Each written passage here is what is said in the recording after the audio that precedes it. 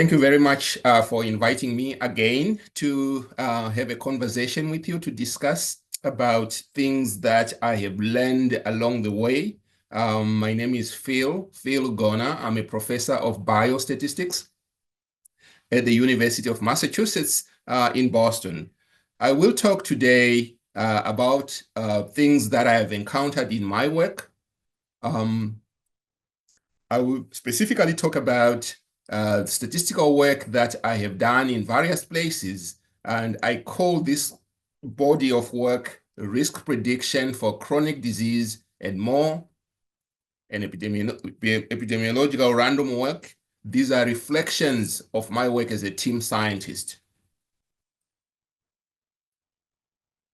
So in terms of outline, I will briefly talk about myself and my journey as a statistician, as a team scientist.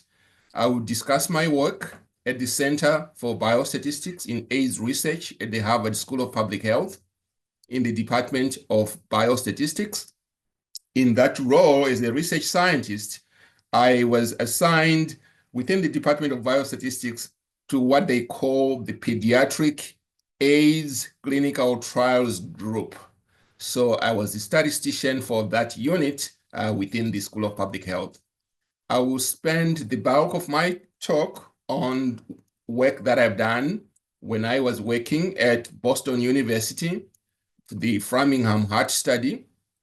As some of you may know, the Framingham Heart Study is a government study that was started in 1948, but Boston University and Boston University Medical School provide the statistical and clinical input to the study. So at Boston University, I worked in the Department of Mathematics and Statistics.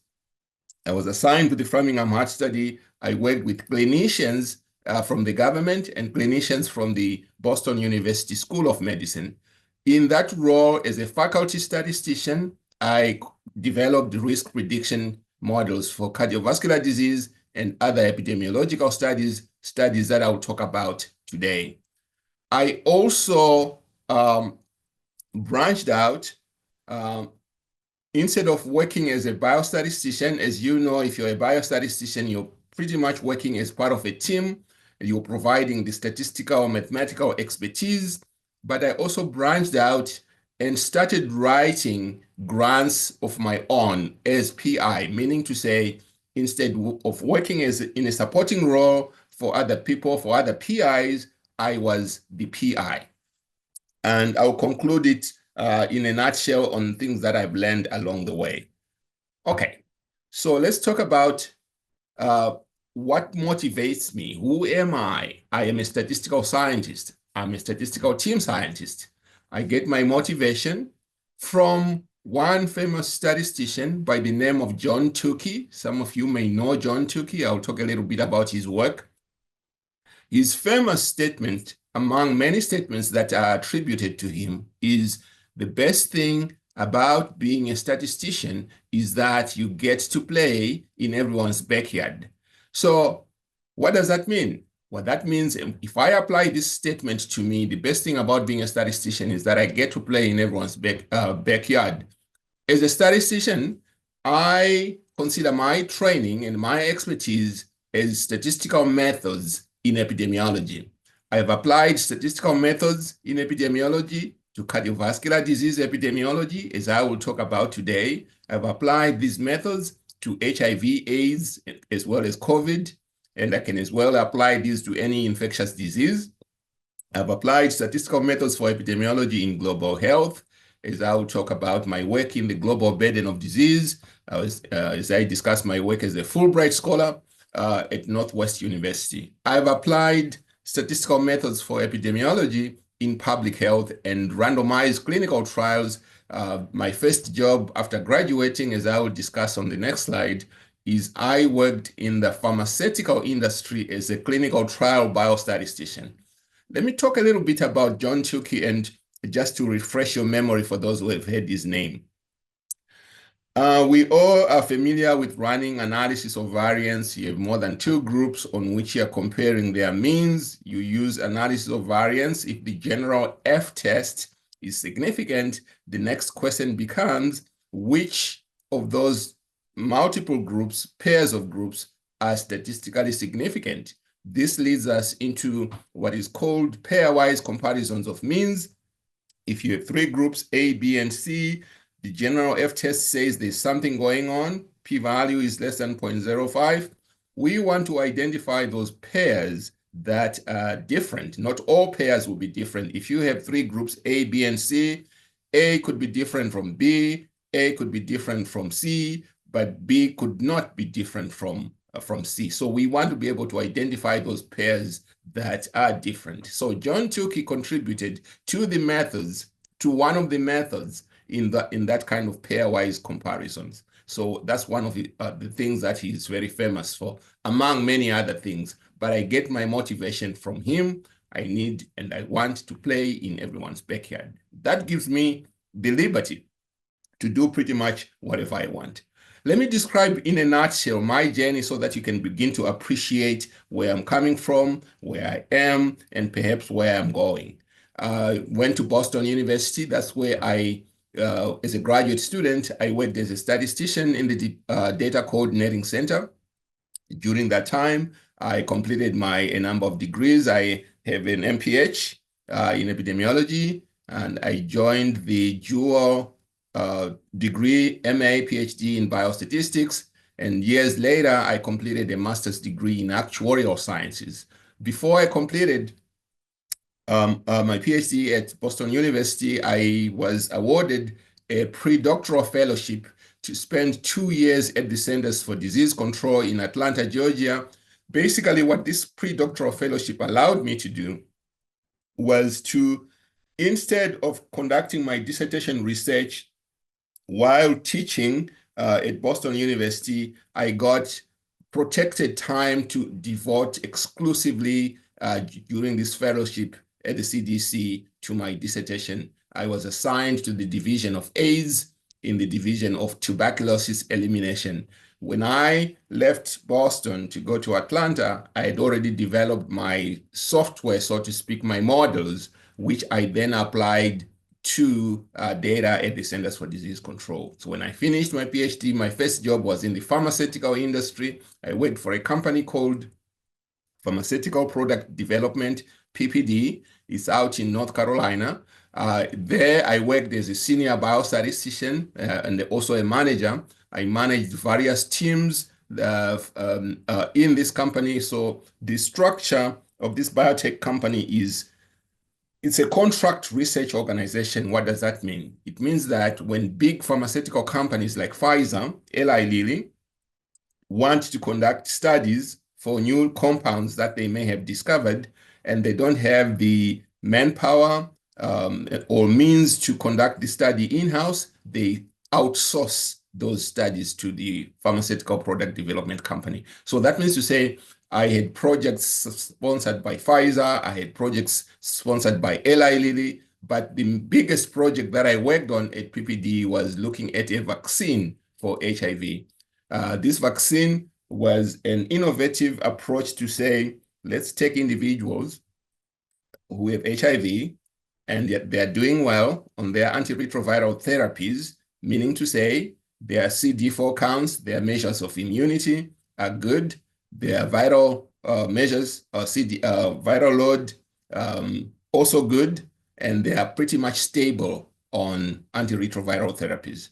So the idea behind the Pfizer project was, what if we take such individuals and give them this new vaccine and then withdraw the treatments, the daily oral treatments that they were taking, and let the vaccine take over?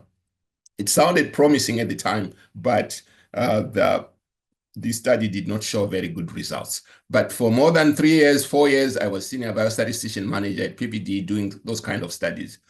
So when Pfizer realized that the results were not very promising, they had invested a lot of money, actually more than $40 million, they cut that proposal to say, we're done with this compound. That means to say PPD had to find a new line of work for me. Obviously, I was disappointed because I had invested a lot of time knowing, learning about HIV and the various kinds of outcomes, the various kinds of designs. There is a lot of adaptive designs that are applied in clinical trials, especially for HIV. So I decided to leave the pharmaceutical product development. I accepted a position as a research scientist at the Harvard School of Public Health, again in the Department of Biostatistics. As I mentioned, I was assigned to AIDS Clinical Trials Group, the pediatric section, PACTG, P being the pediatric component of it. We were basically interested in conducting clinical trials in children who were exposed to HIV before they were born. We were also interested in looking at their growth. These kids were exposed to antiretroviral therapies before they were even born. Besides, they were exposed to HIV. At that time, nobody knew what type of growth problems would affect these children. So we had a very large data set of almost 4,000 such children, some of them in South Africa, actually. And we were monitoring them for opportunistic infections. I will talk a little bit about my work within the PACTG, monitoring opportunistic infections in children that were perinatally exposed to HIV. So after my contract with Harvard School of Public Health ended, I applied for a position back to Boston University, the same department I graduated from. This time I was applying for a faculty position in the Department of Mathematics and Statistics. That's where I was assigned to the Framingham Heart Study, as I mentioned. Based on my work at the Framingham Heart Study, Boston University Department of Mathematics, I contributed so much to the field of cardiovascular epidemiology. I became a fellow of the American Heart Association. I later on joined the University of Massachusetts Medical School, where I was the course master or head of department for biostatistics. In this medical school, they still do have a PhD program in clinical and population health research, and I was responsible for the biostatistical component of that PhD program. A similar position opened up at UMass, another branch of the University of Massachusetts, but at a nearer campus, the University of Massachusetts in Boston. Just to give you a sense of what was going on, my commute to the medical school every morning, I needed 90 minutes to go to work. But when I accepted the position at University of Massachusetts in Boston, my commute door to door from my house to the university is 25 minutes. So you can see the benefits of my transition from the medical school to the University of Massachusetts in Boston. At UMass Boston, that's where I became a full professor 2 or 3 years ago. I joined the Department of Exercise and Health Sciences, and we formed a new department called Urban Public Health. I was the first chair or interim chair for that department. Now I'm no longer chair, somebody else is. Along the way, I won a US Fulbright Scholar. I spent a whole year at Northwest University as a Fulbright Scholar. That's a little bit about me in a nutshell.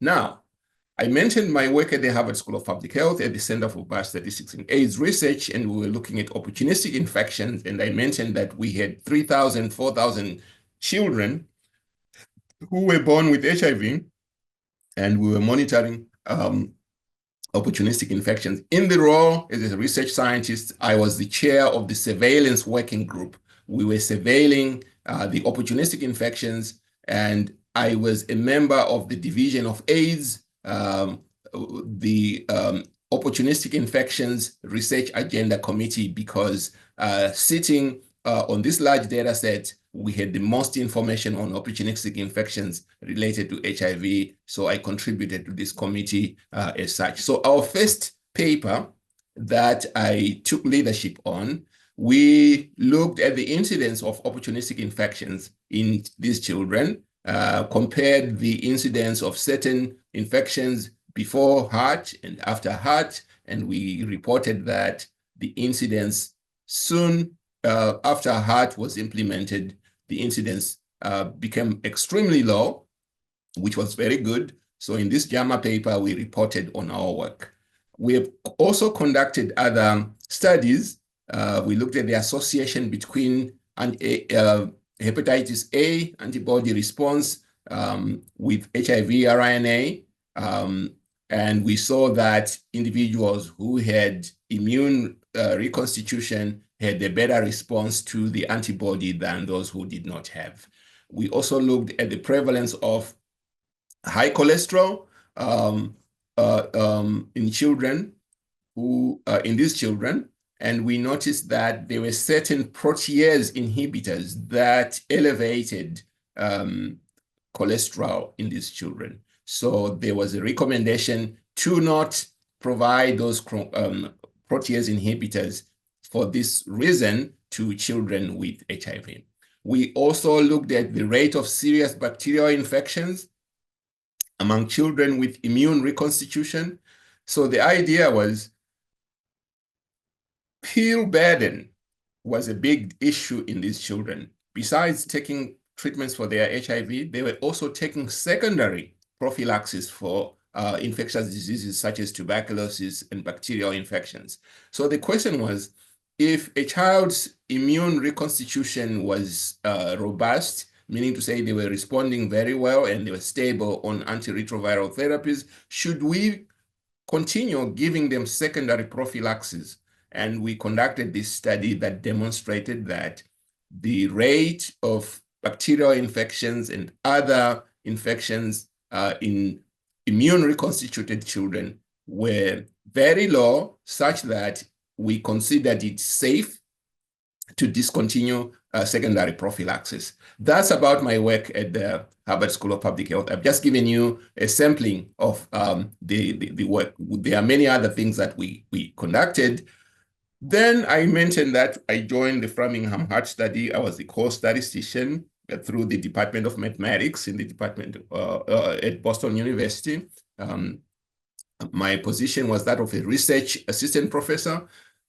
This is where I developed statistical leadership. What happens at the Heart Study is the medical school recruits medical postdoctoral fellows. These are doctors who have completed their internal medicine residency. In other words, they're GPs by qualification. Now they want to specialize in cardiovascular epidemiology through the Boston Medical School. They are then assigned to the Framingham Heart Study, where I was a faculty statistician. So my role in that position was that of a statistical mentor.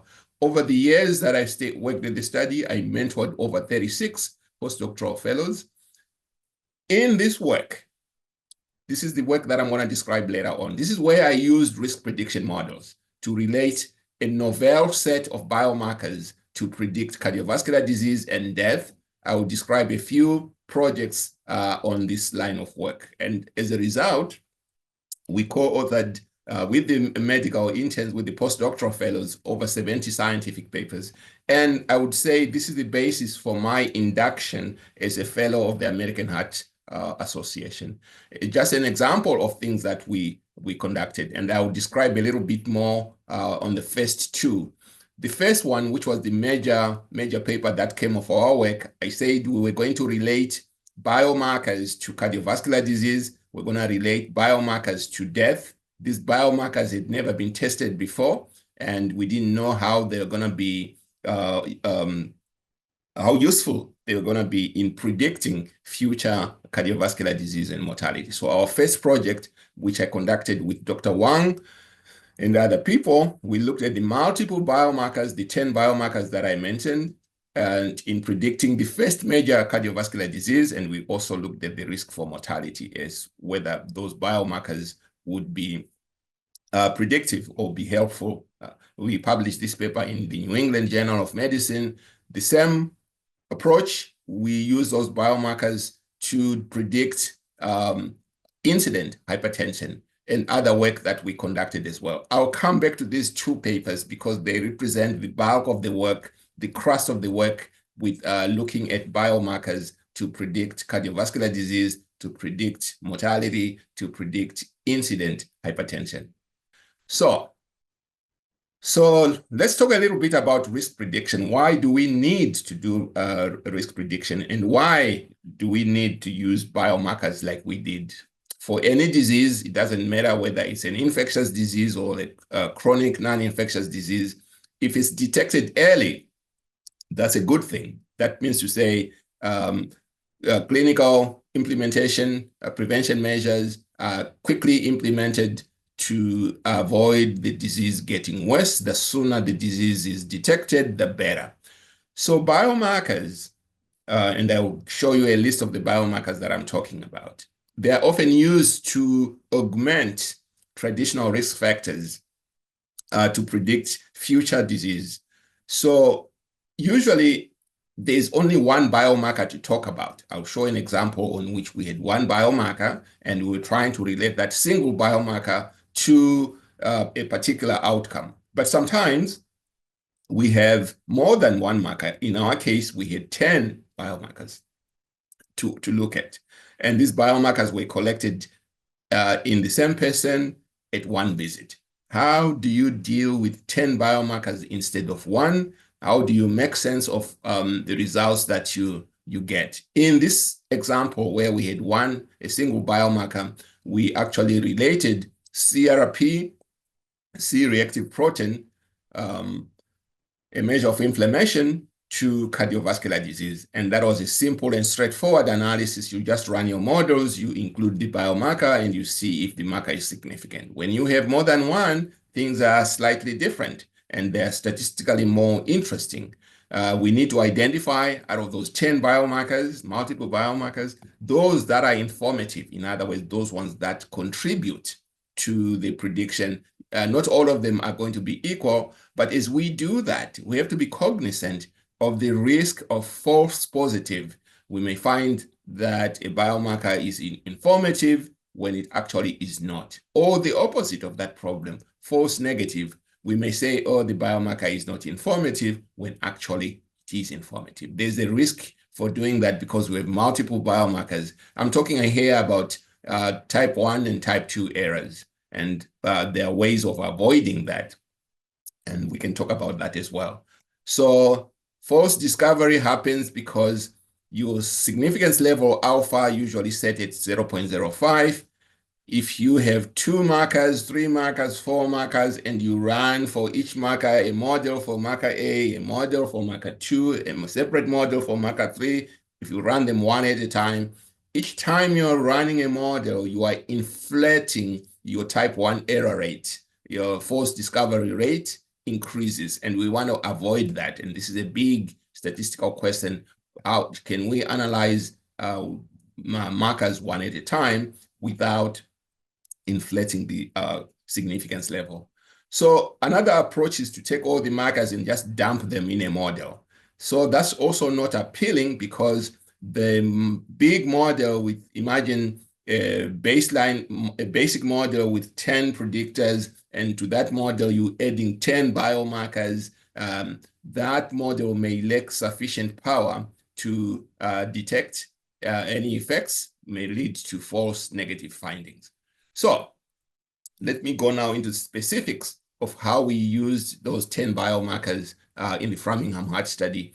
The biomarkers were recorded, were measured at exam 6. We're calling that our baseline visit.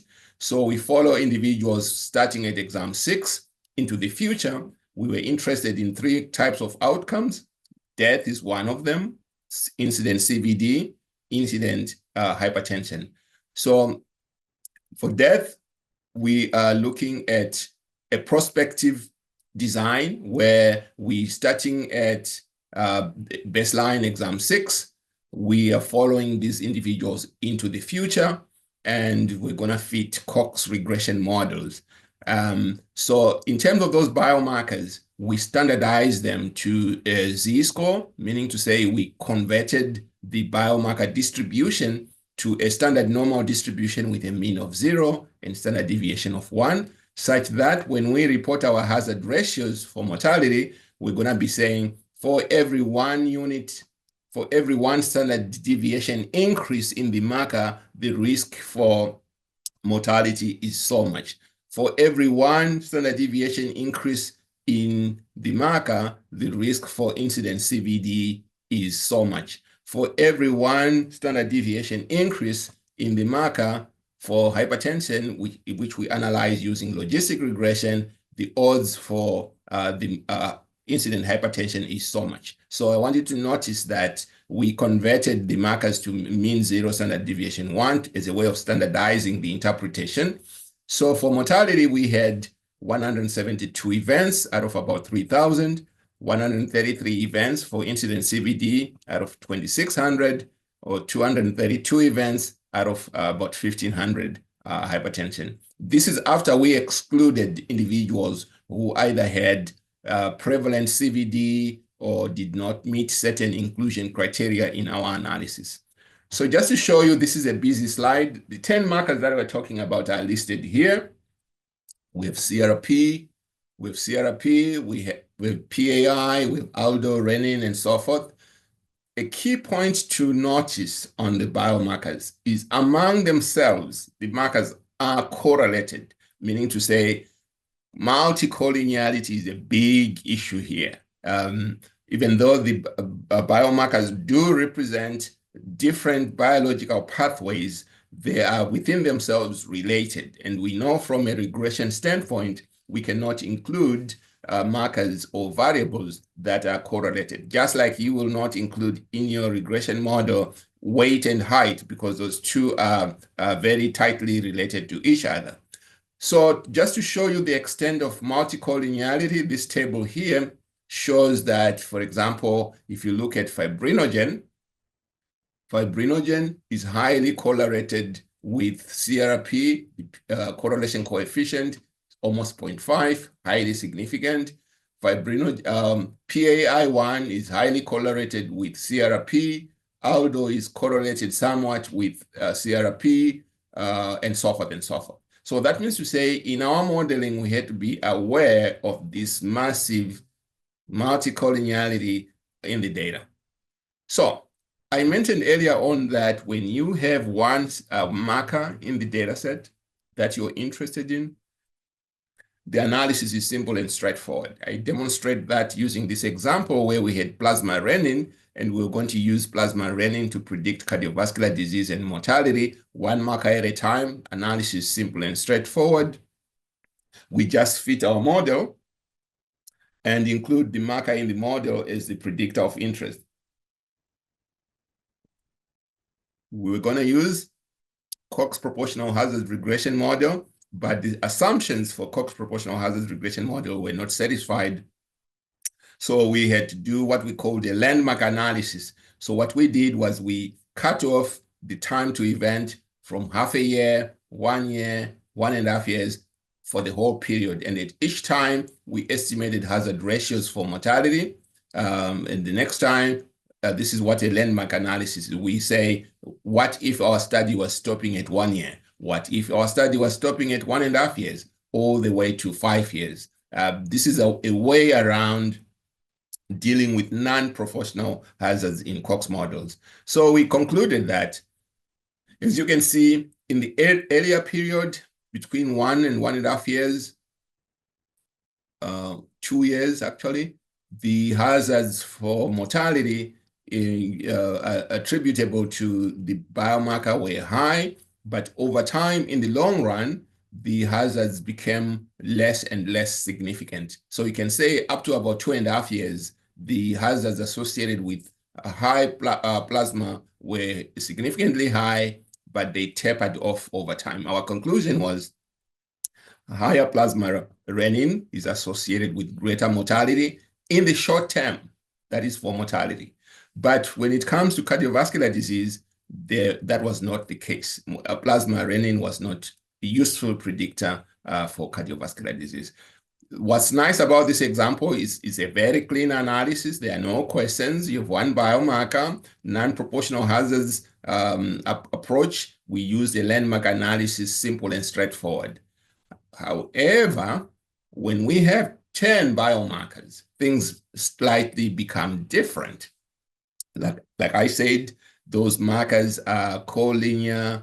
Their multicollinearity is a problem. Those markers are highly significantly correlated, and we cannot analyze them one at a time. In case we blow up, we increase our type 1 error, meaning to say we may end up saying, oh, this marker is informative, when actually it is not. This is just type 1 error at play. We published this paper, and I will describe some of the things that we conducted in this paper.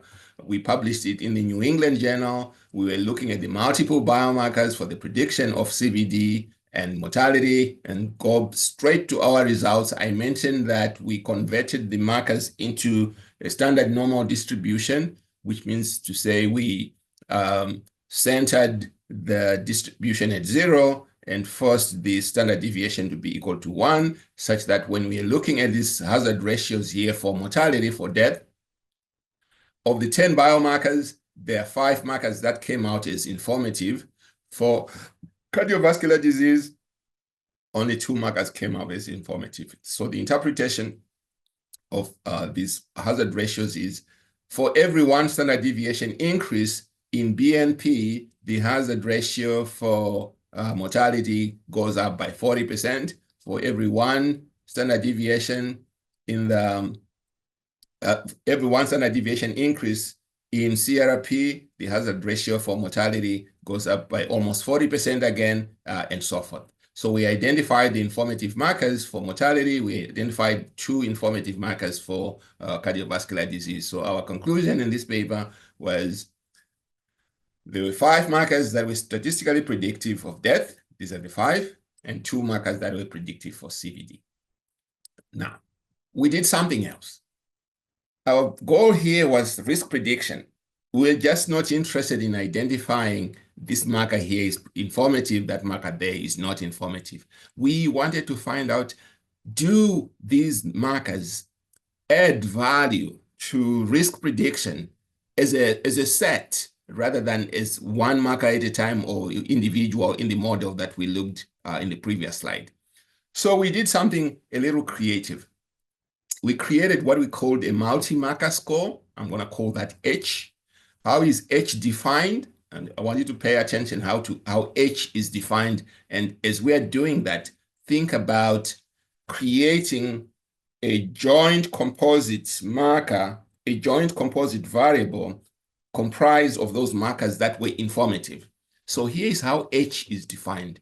We took the regression coefficient, the log hazards from our regression model for each marker. So the marker slope multiplied by the marker itself, plus the second marker that was informative, multiplied by the marker itself, B.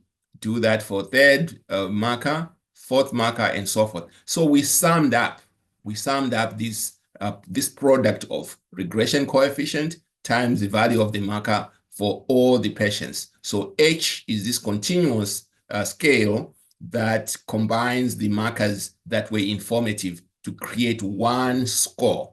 We then took that score and split it up into 5 equal parts, into quintiles. Those quintiles, we took the first quintile and the second quintile. These are the lower levels of the composite score. We call that low. Third and fourth quintile, we call that intermediate. Fifth quintile, we call that high. So you can see we now have high composite score H, the lower end, the intermediate end, and the high end. And we wanted to see whether the risk for cardiovascular disease, the risk for heart disease, for mortality, responds to this classification here of low, intermediate, and high. In other words, we're going to fit a Kaplan-Meier curve to see over time whether the 3 categories of the composite score were different in terms of the incidence of mortality or cardiovascular disease. And also, we use this 3-level variable to fit a Cox proportional hazards regression model. So here, let me talk about the results of the Cox proportional hazards with low, intermediate, high, meaning to say we're using now the H composite score as a predictor for mortality. Here is what we saw. Our referent category for mortality is low, so the hazard ratio for that is 1.0. So the intermediate, we see that the intermediate, based on the confidence intervals for the hazard ratio, was not significant. The high component of H of that 5-marker component H composite model were highly significant. That means to say, if an individual had high markers for the 5 markers that we looked at, that would place them in the high risk category, the 5th quintile. Those in the 5th quintile were 4 times more likely to die compared to the first category of low, this third and this first and the second quintile. So we can see these markers are contributing a lot to the prediction of heart disease, of mortality. So just to show you how H was specifically calculated, the log odds for BNP from the regression model, the Cox proportional regression model, was 0.367. We multiplied that by the log of BNP. The slope for homocysteine was 0.595. We multiplied that by each individual's homocysteine value, the log value. The same thing for renin, the same thing for CRP, the same thing for log UACR, and we sum that up. This is how this H was calculated, and we split it up into 3 components based on quintiles, low, intermediate, high, as I described. So we wanted to see pictorially how those 3 levels of low, intermediate, high relate in terms of the probability of mortality. So we plotted our Kaplan-Meier curve. As you can see, those in the high category, the 5th quintile, they had extremely high risk for extremely high risk for mortality. So how is this information useful clinically? A patient goes to their doctor measures these informative biomarkers, they run the biomarkers into the model. Of course, we can simplify that the clinician can do that on their desk. If an individual falls in the low category, meaning to say their markers are for the most part extremely low, then the clinician is not worried about that particular patient. But if the marker levels are high on those 5 informative markers, the clinician, this is the time to panic, to say, we need to act right away. This patient needs to be seen. Can we conduct this other test? And can we give this new treatment? So you can see how we're using higher levels of the multi-marker score to make clinical decisions. We did the same thing with cardiovascular disease. Again, we calculated a multi-marker score, H, by multiplying the log odds with the log of the marker. You remember for CVD, we had 2 markers. So we calculated our H. 2.57 is the log odds for log BNP. 1.28 is the slope for UACR. These are the 2 markers. So we had an H based on 2 markers for cardiovascular disease. We fitted again a Cox proportional hazard regression model with the low category as our reference category. As you can see, for cardiovascular disease, the people in the highest category of H, the 5th quintile, they had 1.84 hazard from CVD compared to the low category. And when we draw the Kaplan-Meier curve over a 5-year period, we see that the markers are really doing a good job in discriminating low risk versus high risk in our markers, which was the goal. The goal really was to see whether these markers can augment risk prediction. And we can see just by looking at these Kaplan-Meier curves that the markers were doing a good job. We also looked at how good are these markers at discriminating between individuals. Let me give you an example of how that looks like. Let's say we fit our model with our 5 markers for mortality. And then we say, how good is the model? So we take 2 models. One model without any of the informative markers. We run it, we keep the results there. We come back and fit a marker with 5 a model with, in addition, 5 markers, the ones that were informative, and we keep it on the side. We then say, between these two models, If I have two individuals, this is a critical point. If I have two individuals, one individual who ended up dying, so they experienced the death event, and an individual who did not experience the death event, how good is the model at discriminating who is going to die and who is not going to die? So how does the model do that? If an individual had the event, if the individual ended up dying, we want our model to assign a higher probability of mortality to that individual who ended up having the event. We want the model to assign a lower probability of mortality to the individual who did not experience the event. So that's the idea here. We're comparing, we're taking all our cases, people who experienced the event, and all our non-cases, and one by one, we say, for this pair, this case versus that non-case, did the model assign a higher probability to the case, yes or no? We take another non-event, compare it to the event case. Did the model assign a higher probability to the event case than to the non-event case? If a model is doing a good job, which is what we are expecting, which is our goal, the model should be able to say, give me any pair of individuals, one with the event, the other one without the event. The model should assign a higher probability to the event case than to the non-event case. Does that always happen all the time? Not necessarily. So what we do is we count the proportion the model gets it right. Let me say that again. We count the proportion the model gets it right. What do I mean by getting it right? The proportion in which, when we look at all pairwise comparisons between events and non-events, the model gives a higher probability than the non-case. So in the mortality case, the model got it right 82% of the time. So what does that mean? Well, the model got it 82% of the time, could discriminate a case from a non-case 82% of the time. Our C statistic, which is a measure of that utility of the model in discriminating 82% of the time.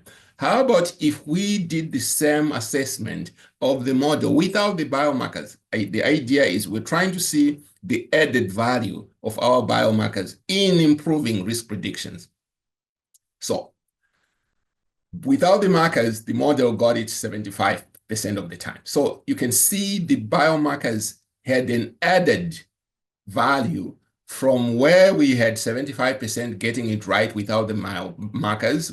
Once we include the biomarkers in the model, the proportion of getting it right shot up to 82%. So this is actually the value for including biomarkers in our model. If you are going to go to somebody and say, can I have $1 million? I want to test for biomarkers in our model. And they say, what do I get back for my $1 million? You tell them, well, we have demonstrated in previous models that you get an improvement of 7% of 7%.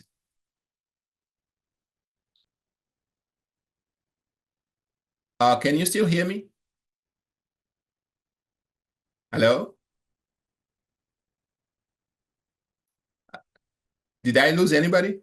Hello?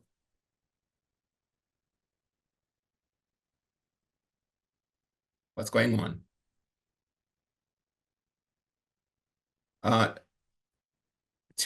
Okay. Okay, there's some questions here. Can I leave the questions towards the end because I can't go up and down with Kamotso, can you hear me? I'm not sure if people can hear me. Can you just tell me that you can hear me? Okay, you hear me. Sorry, I just didn't want to be talking to myself. I'll take the questions towards the end. That way I don't get distracted. So I was saying, if you go to somebody and say, can you improve? Can you invest in biomarkers? This is what you tell them, that you get a 7% improvement in the risk prediction. Over here, On the right-hand side, I think I switched the numbers. The 77% is the C statistic when we have biomarkers. The 68% is when we don't have the biomarkers. So you can pretty much see the value of doing that. So we also looked at hypertension. This is, again, the same paper with Dr. Thomas Wang. We looked at the predictors of hypertension. 3 of the biomarkers came back informative. The odds ratio is for every 1 standard deviation increase in CRP. The hazards for hypertension, incidence hypertension was 26%, 28% hazards increase per standard deviation increase in PAI and so forth. So we identified, our conclusion was 3 markers were statistically predictive of hypertension. If we wanted, we could also plot a plot like this one showing the added benefit of using biomarkers to the prediction than without. We also looked at incident CKD with those biomarkers and also microalbuminuria to see whether those biomarkers are predictive. Of the 10 biomarkers, 3 came informative for CKD, chronic kidney disease. 3 of them came back as predictive and informative for albuminuria. The same approach. Our conclusions, 3 markers were statistically predictive of CKD, 3 markers were predictive for microalbuminuria. The same approach. And if we wanted, we could also draw a picture showing the added benefit of using biomarkers for the prediction.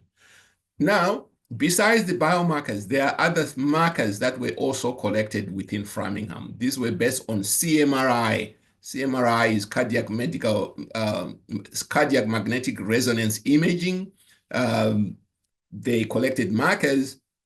The markers that they collected is amount of plaque, the aortic arch width, the aortic wall. If you consider these as markers, just like we did with the previous 10, we fitted similar models trying to see if these values, CMRI markers, are predictive of cardiovascular disease.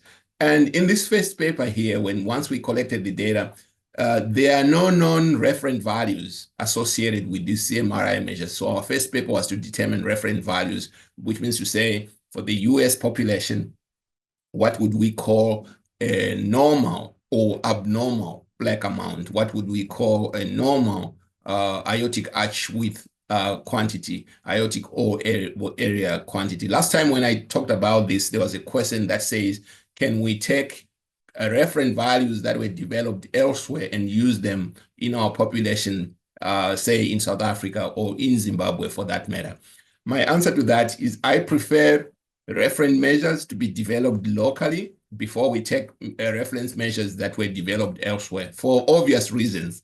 The health landscape is different between different locations, and the health landscape determines what these normal range reference values should look like. We can't just take what was developed in Italy and impose it in a population, say Botswana. We need to develop our own reference cutoff points in Botswana.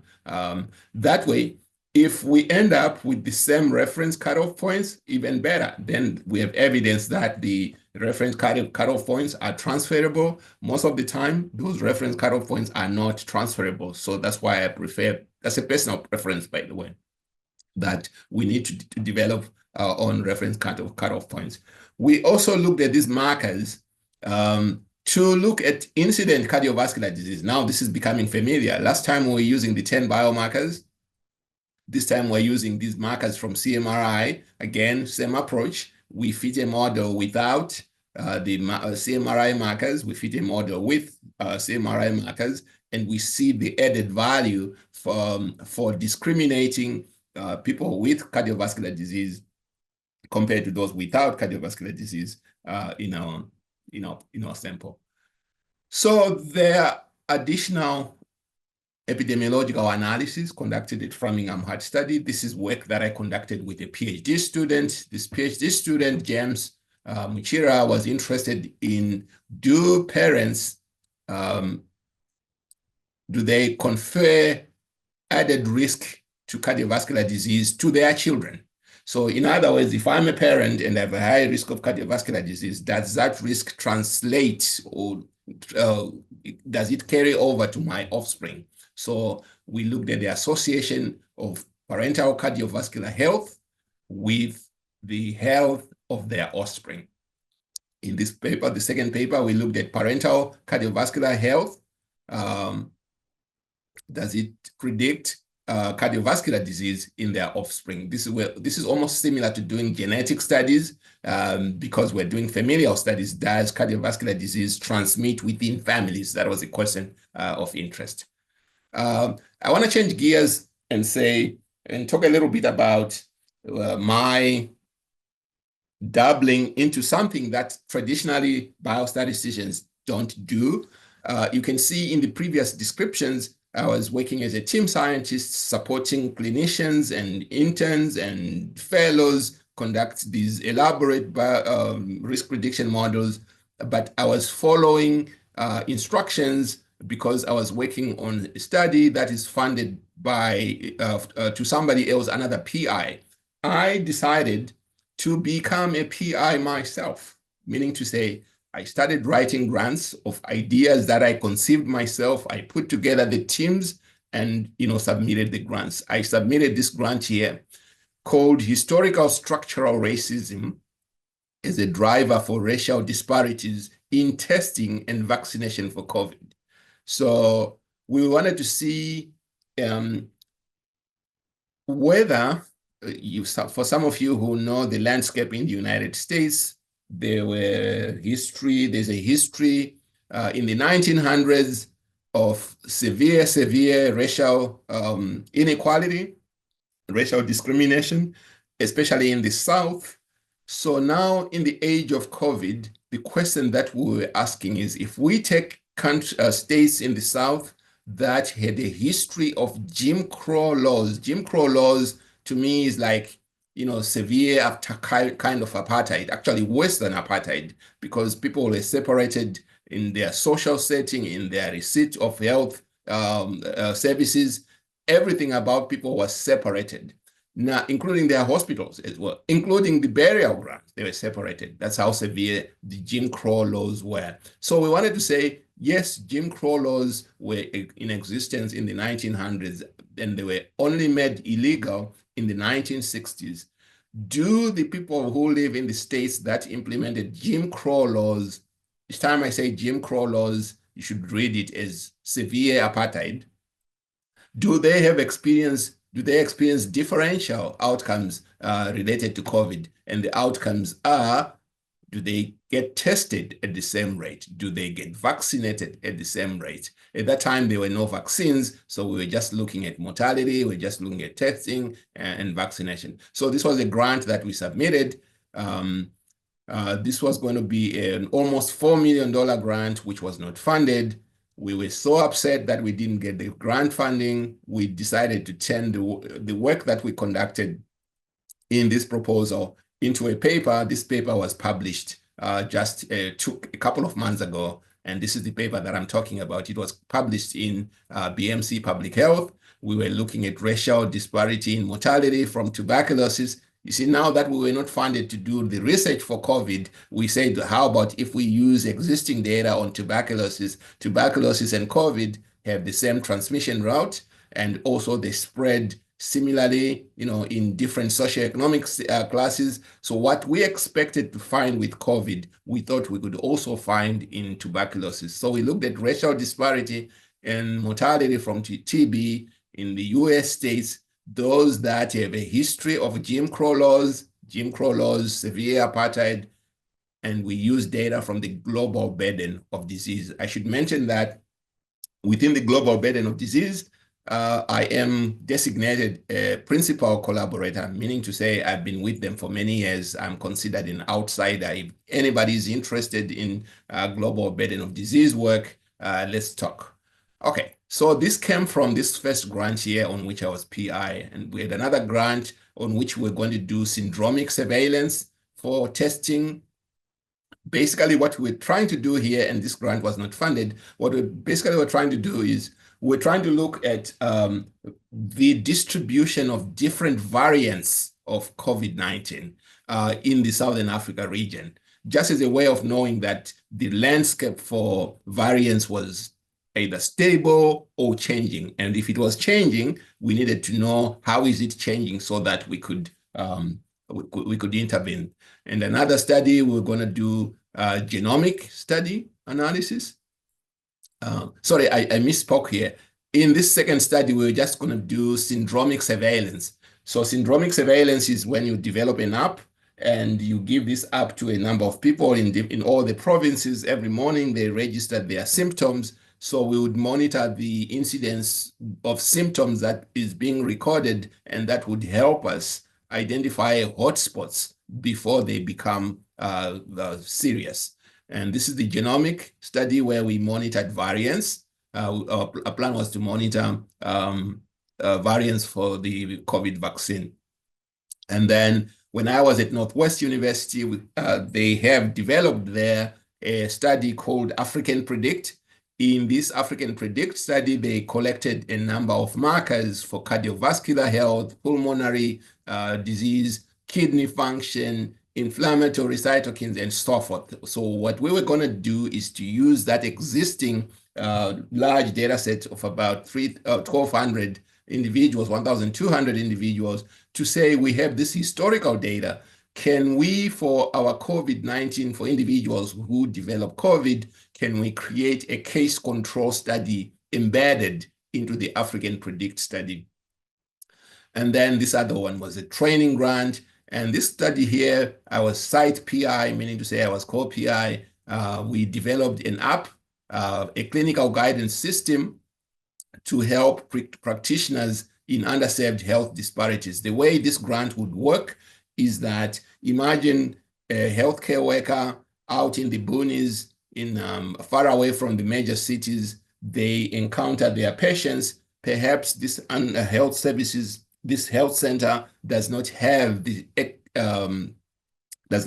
experts as part of their staff. So the nurse at the health center would just take the information from their patient, enter it into the app. The app would then search through a large data set of individuals who have reported having the same symptoms, the same kind of illness, and we match that for age, and the app would spit out 10 different care plans for the healthcare worker to use. So basically what we were doing in this proposal here was to democratize healthcare, to say, if you may be living in an underserved area, you may be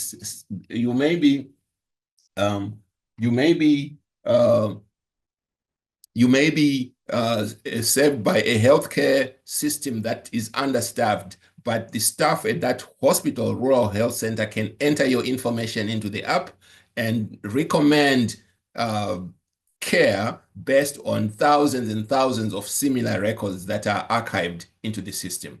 So I was fortunate enough to win a Fulbright scholarship. I won a Fulbright fellowship, US Scholar Award to Northwest University. And this is a proud letter that I received recently. On behalf of the Fulbright Foreign Service Scholarship Board, I'm pleased to congratulate you on your selection for a Fulbright Award to South Africa. And they go on, blah, blah, blah, blah. So this is important because this Fulbright for US faculty is very competitive. Every year, I think they receive about 5,000, 6,000 applicants, and only 400 are selected. I was twice selected for the Fulbright. This is the other Fulbright that I won. This time, it is not a Fulbright Scholar Award, but it's a Fulbright Specialist. The first one was for a whole year. The second one was for just 6 weeks, which we completed in July and August this year. Again, what did I do for my Fulbright scholarship fellowship at Northwest? I taught a methods course, a biostatistics course, and I worked with colleagues on the African Predict study, and I conducted some mentoring of junior faculty and students over there. Here's a picture of my work. Some of you may recognize some individuals here. This is faculty at HEART, Hypertension in Africa Research Team. They have the study that I mentioned called the African Prospective Study on Early Detection and Identification of Cardiovascular Disease in Hypertension, African Predict. Some of you may remember this study because I worked together with Dr. Alta Skute, who is now in Australia, to design this study together with individuals who are still at heart. So my first award in 2021-22, title of my project was Teaching a Graduate Statistical Methods course and to lead statistical analysis in African Predict. I taught a whole semester-long course, something that I would be willing to do again. I liked it, but that was that. In the summer, recently in July, August, the title of my project was Enhancement of Statistical and Epidemiological Excellence in Research in Hypertension in Africa.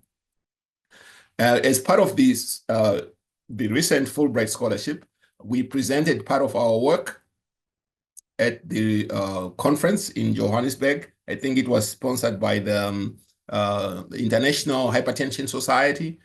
We presented a paper together with individuals at Northwest. The title of our paper was Changes in Summary Exposure Values. I will explain those values. Changes in summary exposure values that are attributable to metabolic risk factors for hypertensive heart disease in South Africa. This was our research team. And then very quickly, the risk factors that we were interested in, these are risk factors for hypertensive heart disease: high systolic blood pressure, high LDL, high BMI, high fasting plasma glucose, low bone mineral density, and kidney dysfunction. These metabolic factors are known risk factors for hypertensive heart disease. And this is the ICD code for HHD, hypertensive heart disease. But however, these risk factors, their prevalence, their trajectories over time of these 6 risk factors, they have not been studied in countries that are not in the global north. So our goal was to study the prevalence and the trajectories of the summary exposure values, which I will explain, of these 6 markers. What do I mean by summary exposure variable? The summary exposure variable is more like a weighted prevalence of exposure and is coded 0 to 1. So to get an understanding what an SEV looks like, the location exposure is determined from systematic review. An SEV, summary exposure value of 0, means that the location population is exposed to the lowest risk level. Imagine going to a population and there is only 1% or less than 1% smoking. So the exposure to smoking in that population is lowest. So if we were to calculate a summary exposure value for smoking in that population, it would be 0. But if you go to a population where smoking was 60, 70%, those are the highest level of smoking you can ever think about. The summary exposure value would be equally high because the exposure level is equally high. So a summary exposure value of 100 means that the whole population is exposed to the risk factor. So now what we're going to do is to go to each one of these 6 risk factors and calculate a summary exposure value that ranges from 0 to 1. Another way to think about the summary exposure value is what's the so-called population attributable risk. You fit your logistic regression model for a particular risk factor. You can calculate what percent of the risk can be eliminated if the risk factor was reduced to a minimum. So there's this terminology there that says the theoretical minimum of risk is derived from epidemiological evidence for each factor. So we calculate this summary exposure variable across a period of 30 years. We wanted to see the patterns of those risk factors. The way to calculate the summary exposure value, we can do it one risk factor at a time. We can also do it for combined 6 risk factors over time. So we evaluated the changes of 6 individual risk factors over time. We also evaluated the changes of the composite combined SEV for those risk factors over time. So here is what we found.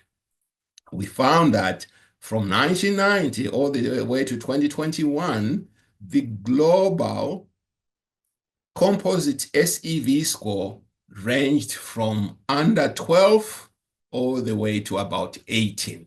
But when we go to South Africa, look, for South Africa, the summary exposure value ranged from about 20 in 1990 all the way to about 31, 32 in 2021. And when we split the summary exposure variables for the pooled 6 metabolic factors, we see that there's something going on in KwaZulu-Natal. There's something going on in Northwest Province, but there's something good happening in the Northern Cape and the Limpopo because their summary exposure value for the pooled metabolic factors was lower, but not as low as the global. But so the bottom line is there's something going on in South Africa, particularly in KwaZulu-Natal, particularly in Northwest, but not so much in Limpopo, not so much in Northern Cape. Those things need to be investigated as to why we have regional differences in the risk of SEVs for these pooled metabolic factors. So we see that globally, the SEV changed from 18% in 1990 to 21% in 2021. In South Africa, it ranged from 20% somewhere here, all the way to 31% over here in 2021. The whole country, when we look at the 9 provinces, all of them were higher than the global rate. 7 of the 9 provinces had SEV exceeding 30%. So what does this mean? If we were to address these metabolic factors as a set, we have a chance of reducing mortality from hypertensive heart disease by 30%. That's what that means in a nutshell. Now, when we look at individual parameters, instead of pulling those 6 metabolic risk factors, if we look at them one by one and do the same thing, we calculate the SEV for South Africa combined for related to high systolic blood pressure, cholesterol, LDL, BMI, we see that for South Africa, the SEV for high systolic blood pressure was 14% greater than the global. So I didn't show the global here, but if you look at SEV for 2021 for South Africa, SEV for global, the South African rate of SEV was 14% greater. For LDL, the SEV for LDL was 6% greater than the global. For South Africa, the risk factors most prominent were high systolic blood pressure. Look on this picture here, high systolic blood pressure has been consistently high since 1990. The summary exposure variable for systolic blood pressure was consistently high for LDL, cholesterol even lower, even though it's lower than SBP. Look at the SEV for high BMI. High BMI has been gaining prominence over the years. So what does this mean? What this means is if we are going to address this metabolic risk factors for HHD, hypertensive heart disease in South Africa, here is our targets. We should target high systolic blood pressure. We should target lowering LDL cholesterol. We should target BMI. So that's the conclusion. In addition to targeting those 3, we should also consider behavioral and dietary and social determinants that drive hypertensive heart disease. So I want to conclude by sharing the current projects that I'm working with colleagues in South Africa. And I have 1 more minute before I conclude, and then we can go into questions. Right now, the work that we started with colleagues, the work on the burden of hypertensive heart disease in the 9 provinces of South Africa from 1990 to 2021. If you recall, the presentation at the conference, International Hypertensive Society was looking at the metabolic risk factors, but we have already started writing the paper on the the burden of hypertensive heart disease, not necessarily the risk factors, just the burden. And this paper is in a very advanced stage. We're hoping to submit it in the next couple of months. And then recently, this is so recent, like as in a week, 2-3 weeks ago, I started collaborating with colleagues. Here are the names of my partners in crime. We're writing 2 NIH grant applications, an RO1, one that is addressing the impact of co-occurring conditions in South Africa, and the other one is looking at resources for improving service engagement for individuals with HIV in South Africa as well. This is the research team. We are currently actively working on these 2 grants. The grants are in a very advanced stage. I don't know if Dr. Musenge is here. I just wanted to say hi. We are working together with some colleagues. Our other colleague is Nicola Buld. She's at the University of Connecticut, and some colleagues at Zincha that we are working with. At this point, I want to stop here. I think I gave you a quick rundown on the work that I've done as a statistician, the things that excite me, and I didn't talk about leadership, but leadership, if you want to put it together, if you think of putting together scientific teams that submitted grant applications like I have done, you need to be a leader to be able to put together a team of individuals whom you are going to work with. There are aspects of leadership that a PI should have. And I want to emphasize, if there are any biostatisticians in the audience, to say, instead of being passive and just accepting an Excel spreadsheet from your colleagues to say, oh, I got this data, can you analyze? That's not the way a biostatistician should approach it. Biostatistician should be involved in conceptualizing the idea from the very beginning rather than at the end. So this is a mindset that we, as scientists, whether you are a PI or a biostatistician, you don't include your biostatistician at the end. Biostatisticians are not computers. They are scientists. I consider myself a mathematical scientist. I don't believe I was trained in analyzing data. I was trained in the scientific method of making sure studies are well designed and analysis is properly conducted, not just to serve as a statistical software. I refuse to do that. I have examples that I could share in which I encountered individuals who perhaps because they did not understand, they thought analyzing data is what I do. I tell them analyzing data is what I don't do. That's a different conversation. We can have that. I'm open to questions if anybody has.